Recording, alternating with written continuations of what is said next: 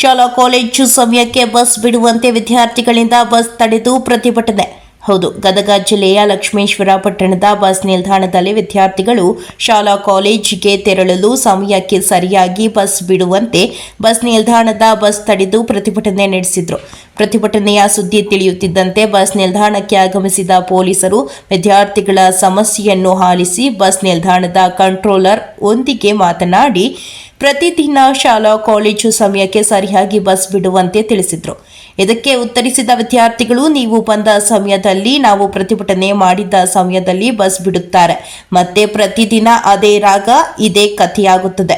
ನಾವು ಯಾರ ಬಳಿ ನಮ್ಮ ಸಮಸ್ಯೆಗಳನ್ನು ಹೇಳಬೇಕು?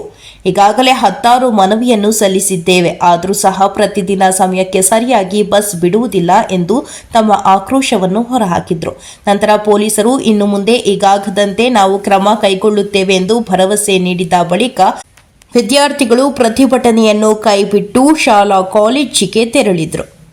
ವರದಿ ವೀರಣ್ಣ ಹಡಪದ, ಪ್ರಜಾಪವರ್ ಟಿವಿ, ಲಕ್ಷ್ಮೇಶ್ವರ.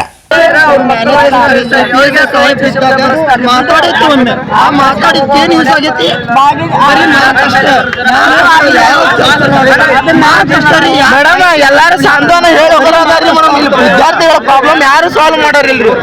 ನಿಮ್ ಡ್ಯೂಟಿ ನೀವು ಮಾಡಿ ಹೋಗ್ತೀರಿ ಮೇಡಮ್. ಇದನ್ನ ಗದ್ದಲ ಎಲ್ಲ ತೆಗಿಸ್ಬಿಟ್ಟು ಹುಡುಗರನ್ನೆಲ್ಲ ಕಳಿಸ್ಬಿಟ್ಟು ನಿಮ್ ಡ್ಯೂಟಿ ನೀವು ಮಾಡಿ ಹೋಗ್ತೀರಿ. ಬಟ್ ನಮಗ್ ಏನ್ ಸಿಗುತ್ತೆ ಹೇಳ್ರಿ ಮೇಡಮ್?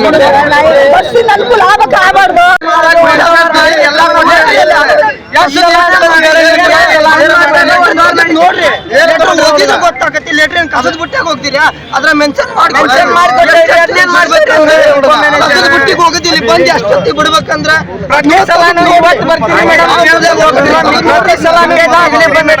ನೋಡ್ರಿ,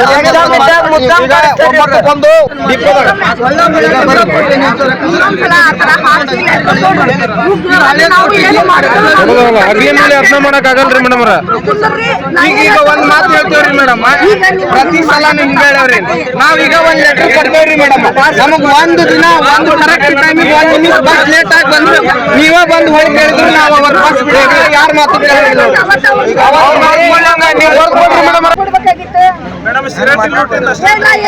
ಕೇಳಿಲ್ಲ. ಎಷ್ಟು ಗಂಟೆಗೆ ನಿಮ್ಮ ರೂಟ್ ಬಸ್ ಬಿಡಬೇಕಾಗಿತ್ತು? ಪ್ರತಿದಿನ